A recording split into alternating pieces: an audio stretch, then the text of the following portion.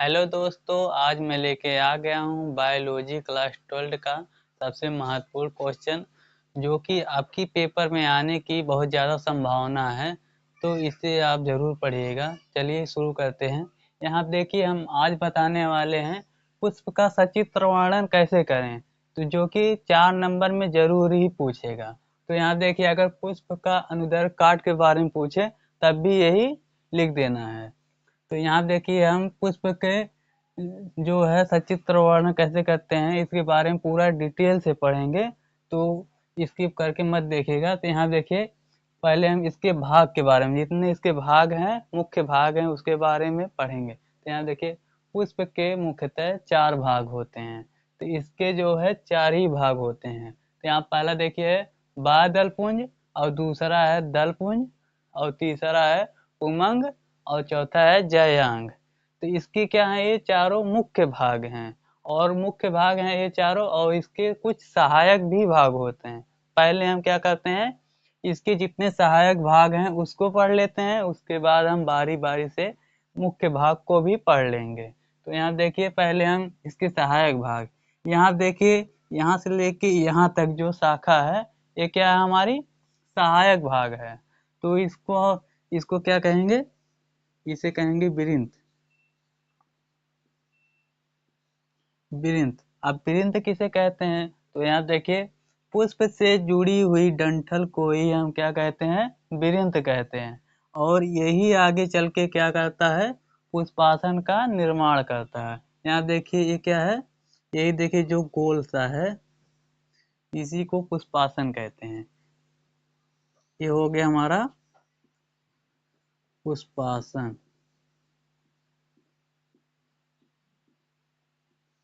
अब पुष्पासन क्या होता है, तो पुष्पासन का मतलब आप समझिए।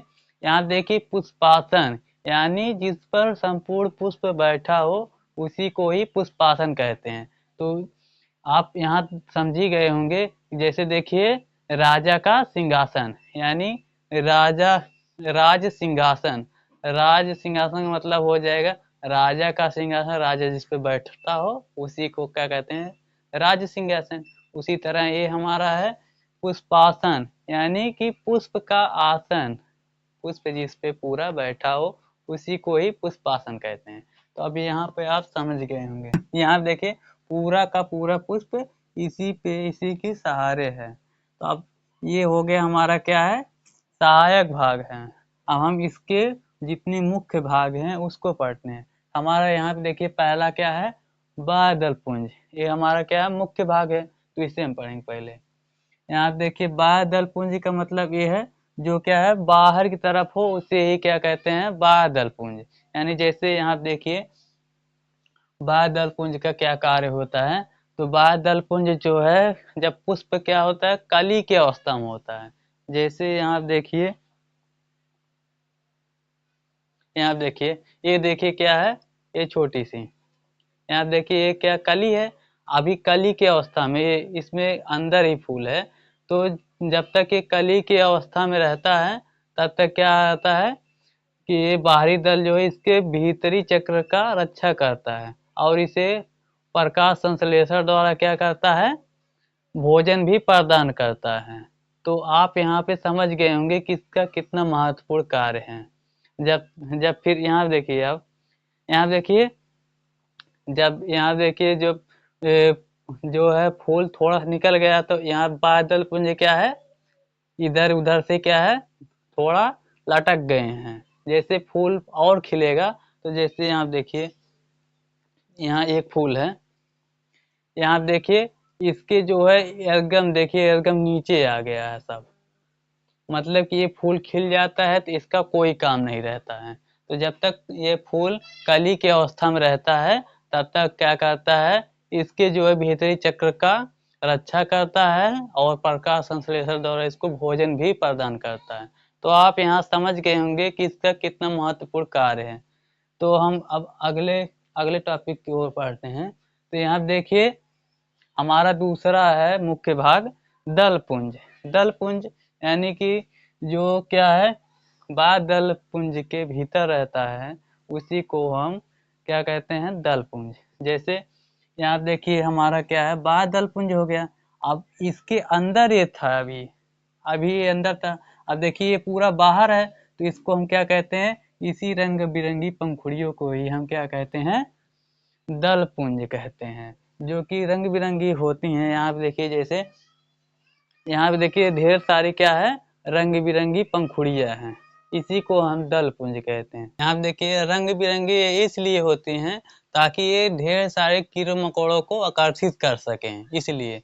और यहाँ पे एक बात और है, जो रात में फूल खिलते हैं वो सफेद होते हैं, और जो दिन में खिलते हैं वो रंग बिरंगे होते हैं। रात में जो फूल खिलते हैं वो क्या होते हैं, सबसे ज्यादा सुगंधित होते हैं, और दिन में जो खिलते हैं रंग बिरंगे फूल, वो रात के अपेक्षा बहुत ज्यादा कम होते हैं। जैसे यहाँ देखिए ये है, ये दिन में खिलने वाला है। अब इसको देखिए पास से सूंघने पर भी ये इसमें महक नहीं आ रही है। और रात में जो खिलता है, जैसे देखिए रात में रात रानी खिलती है, अभी रात रानी के बगल से ही जाओगे तब भी पता चल जाएगा कि यहाँ पे कोई फूल है।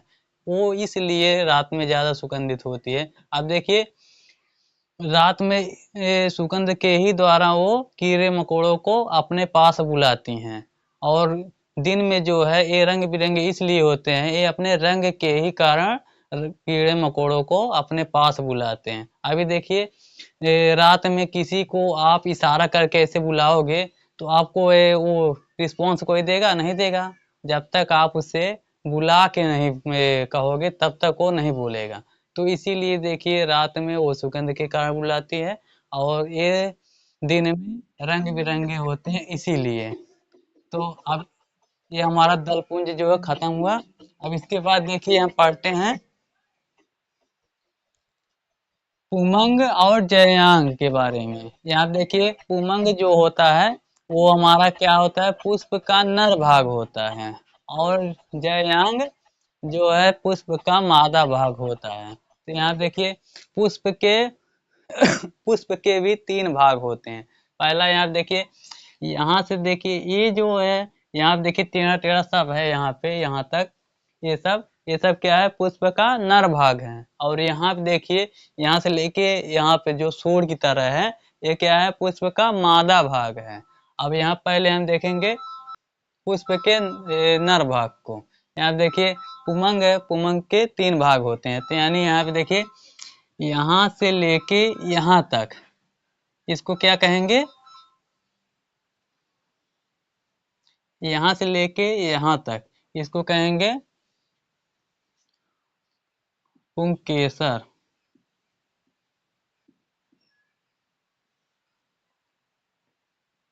और इसके बाद यहाँ से लेके इसके बाद ये जो देखिए गोला सा बना है, इसको कहेंगे हम पराग कोश। यहाँ देखिए हो जाएगा ये पराग कोश। अब इसके बाद इसमें देखिए जो इसमें दाना दाना है, इसको ही कहेंगे, यही हमारा क्या है, परागकण है, जिससे परागण होता है फूल में। ये क्या हमारा परागकण।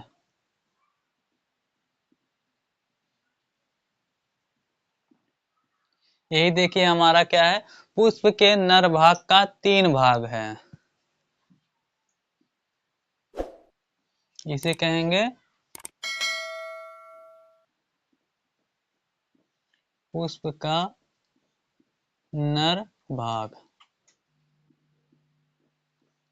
अब यहाँ देखिए पुष्प का नर भाग हो गया है। यहाँ देखिए हमारा यहाँ से लेके यहाँ तक क्या था, यहाँ से लेके यहाँ तक पुंकेसर था। इसके बाद हमारा जो है यहाँ से लेके इसमें जो है ये बना गोला सा, ये हमारा क्या परागकोश है। परागकोश में ही क्या होता है, परागकण का निर्माण होता है, यानी कि परागकोश में ही परागकण बनता है। आप इतना बस जानते ही रहिएगा। और इसके बाद यहाँ पे देखिए हमारा पुष्प का नरभाग हो गया है, और इसके बाद हमारा आएगा जयांग। जयांग यानी पुष्प का मादा भाग। पुष्प का मादा भाग यही देखिए हमारा यहाँ से लेके जो यहाँ तक छोड़ की तरह है बताए हैं कि यही क्या है, हमारा मादा भाग है। तो अब इसको हम समझते हैं, यहाँ से लेके यहाँ तक देखिए जो हमारा है लोटा की तरह, ये क्या है, पुष्प का अंडाशय है। इसको क्या कहेंगे, अंडाशय।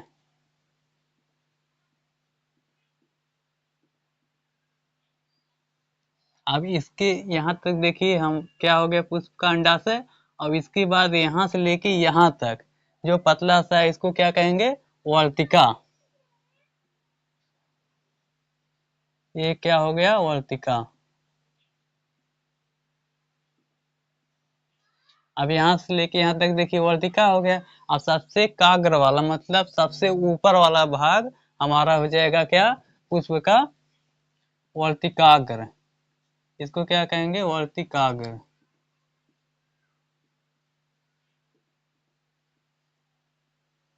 अब यहाँ देखिए हमारा क्या है, ये जो है पुष्प का नर भाग था उसका भी 3 भाग हो गया, और यहाँ पे जो पुष्प का मादा भाग है वो भी हमारा क्या है, 3 भाग हो गया। यहाँ देखिए वर्तिका, वर्तिका, वर्तिका, अंडाशय, 3 भाग इसके भी हैं। इसको क्या कहेंगे, पुष्प का मादा भाग, मादा भाग।